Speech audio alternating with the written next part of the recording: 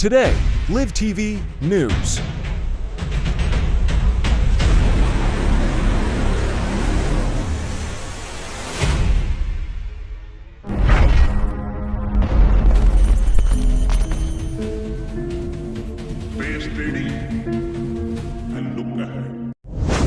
चांद की सतह पर पहुंचने से केवल कुछ किलोमीटर दूर चंद्रयान 3 में लगी रेड लाइट। चंद्रयान 3 में रेड लाइट लगते ही इसरो में मची खलबली।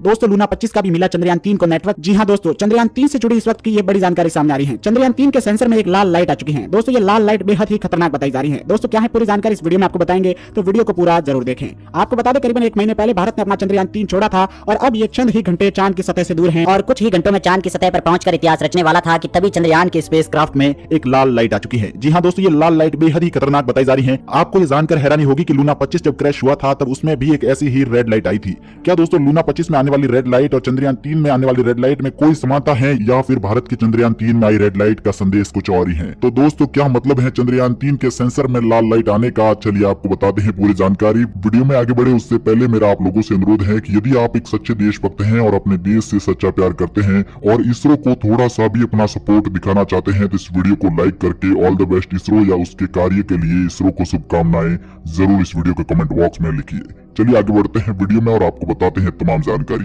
दोस्तों हमारा चंद्रयान 3 मिशन सफलता हासिल करने के अंतिम पड़ाव पर पहुंच गया है। रविवार रात करीब 2 बजे इसे 100 किलोमीटर गुणा 30 किलोमीटर की कक्षा में पहुंचाने का प्रयास किया गया था और यह चांद के करीब पहुंच गया है। इसकी ऊंचाई से अब यह चांद पर सॉफ्ट लैंडिंग की कोशिश करने वाला है और चंद्रयान 1 और चंद्रयान 2 मिशन के प्रोजेक्ट डायरेक्टर एम अन्नादुरई के मुताबिक 23 अगस्त की शाम को चंद्रयान 3 की सॉफ्ट लैंडिंग के आखिरी 15 से 20 मिनट सबसे क्रिटिकल बताए जा रहे हैं और इसी बीच ये जानकारी निकलकर सामने आ रही है जिससे सभी लोग हैरानी में डूब चुके हैं।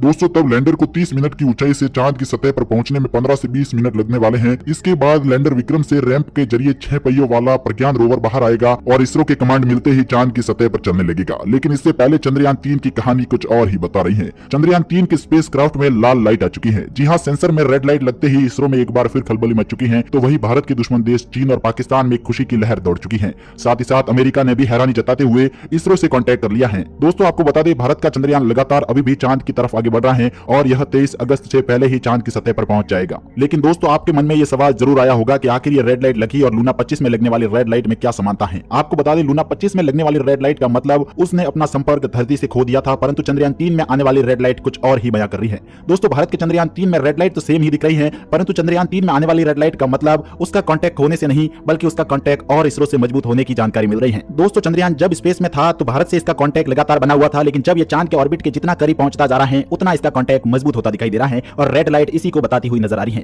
आपको बता दें भारत में दिख रही लाल लाइट से भारतवासियों में जहां एक बार फिर खुशी दौड़ चुकी है और इसरो ने इसकी जानकारी देते ही ये बताया तो भारतवासियों में एक बार फिर उम्मीद की किरण दौड़ चुकी है। लेकिन दोस्तों आप लोगों के मन में एक सवाल तो जरूर आता होगा कि यदि कोई स्पेसक्राफ्ट इतनी मेहनत करके अंतरिक्ष में जाता है तो वह वहां से वापस कैसे आता है। एक कंट्रोल एनवायरमेंट में रिसर्च करता है और किसी भी देश के लिए यह काफी आसान होता है, लेकिन असली खतरा तो धरती से स्पेसक्राफ्ट का स्पेस में जाने और आने का होता है, क्योंकि जाते वक्त एस्ट्रोनॉट्स को धरती की ग्रेविटी पावर की ऑपोजिट साइड उड़ना पड़ता है और आते वक्त इसमें दबाव, गर्म हवा जैसे कई खतरनाक चीजों का सामना करना पड़ता है और इस दौरान एक छोटी सी गलती भी स्पेसक्राफ्ट में सवार अंतरिक्ष यात्रियों की जान ले सकती है। दोस्तों आपको लगता होगा कि आते वक्त भी सेम ही तरीका यानी कि रॉकेट से जिस प्रकार से उसे लॉन्च किया जाता है सेम उसी प्रकार से रॉकेट से वो वहां से यानी कि अंतरिक्ष से वापस से लॉन्च होता होगा और धरती की तरफ रवाना होता होगा। लेकिन वापसी के दौरान स्पेसक्राफ्ट के पास ना ही तो रॉकेट बचता है और ना ही फ्यूल, क्योंकि इन्हें तो लॉन्च के बाद ही अलग कर दिया जाता है। तो अंतरिक्ष यात्री वापस कैसे आते हैं? यहाँ काम आते हैं स्पेस शटल या फिर स्पेसक्राफ्ट जो करीब 17,500 मील प्रति घंटे की रफ्तार से पृथ्वी की तरफ बढ़ते हैं और पृथ्वी की कक्षा में चारों ओर चक्कर काटते हुए पृथ्वी के एटमॉस्फेयर में एंटर होते हैं। और दोस्तों जितना मुश्किल होता है चंद्रयान 3 जैसे किसी भी स्पेसक्राफ्ट को अंतरिक्ष में भेजना और उससे कई गुना अधिक होता है उसे वापस धरती के लिए बुलाना। लेकिन इसी कड़ी में आपके मन में एक और सवाल जरूर आया होगा कि भारत का भेजा चंद्रयान 3 क्या वापस धरती पर आने वाला है और वहां पर क्या चीजें लेकर आने वाला है। दोस्तों आपको बता दें भारत के द्वारा भेजा गया अंतरिक्ष यान चंद्रयान 3 अब कभी भी धरती पर वापस नहीं आएगा,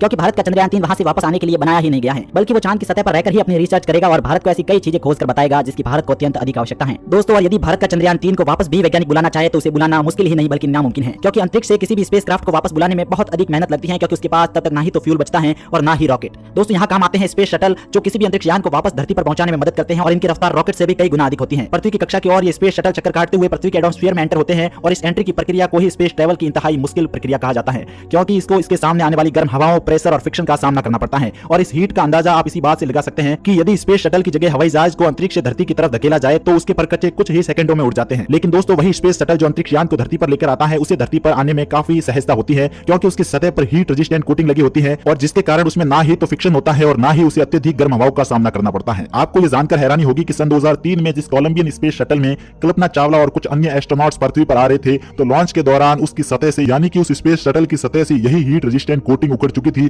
और इसी कारण यह धरती पर पहुंचने में समर्थ नहीं हो पाया और उससे पहले ही उसमें आग लग चुकी थी, जिसके कारण सारे एस्ट्रोनॉट्स मारे गए थे। दोस्तों, चांद की पृथ्वी से दूरी लगभग 4 लाख किलोमीटर की है और ये कभी अधिक होती है तो कभी 4 लाख किलोमीटर से कम भी होती है, क्योंकि चंद्रमा का आकार एक अंडाकार है। सोचने वाली बात यह है कि अमेरिका को चांद की सतह पर पहुंचने में केवल 4 दिन लगे थे, तो वही रूस और चीन को स्पेसक्राफ्ट को चांद की सतह पर पहुंचने में केवल 5 दिन लगे थे। तो क्यों भारत को 42 दिन यानी कि 1 महीने से भी कई अधिक दिन भारत को क्यों लग रहे हैं, जबकि अमेरिका, रूस और चीन जैसे देश आज से 10 को पहले कम समय में ही चांद की सतह पर पहुंच चुके थे। दोस्तों, 14 जुलाई 2023 आंध्र प्रदेश के श्री हरिकोटा के सतीश धवन स्पेस सेंटर से चांद पर जीत पाने के लिए चंद्रयान 3 के सफर का आगाज कर लिया गया था। दोस्तों, अमेरिका ने जब भी अपना स्पेसक्राफ्ट भेजा है तो उसमें कम से कम $2 बिलियन का खर्चा किया है, तो वही भारत ने लिमिटेड सोर्सेस यानी कि सिर्फ 600 करोड़ में ही भारत का चंद्रयान बना दिया है, जो कि इतना ज्यादा प्रभावी है। साथ ही साथ अब भारत के भेजे चंद्रयान के चांद के करीब जाते ही सारे सेंसर्स ऑन हो चुके हैं और इसके तीनों इंजन भी शुरू हो चुके हैं। वहां जाकर इन तीनों इंजन का मुख्य कार्य होता है चांद की सतह पर चंद्रयान के जाने वाली स्पीड को कम करना। जी हाँ दोस्तों, वहां ग्रेविटेशनल पावर के कारण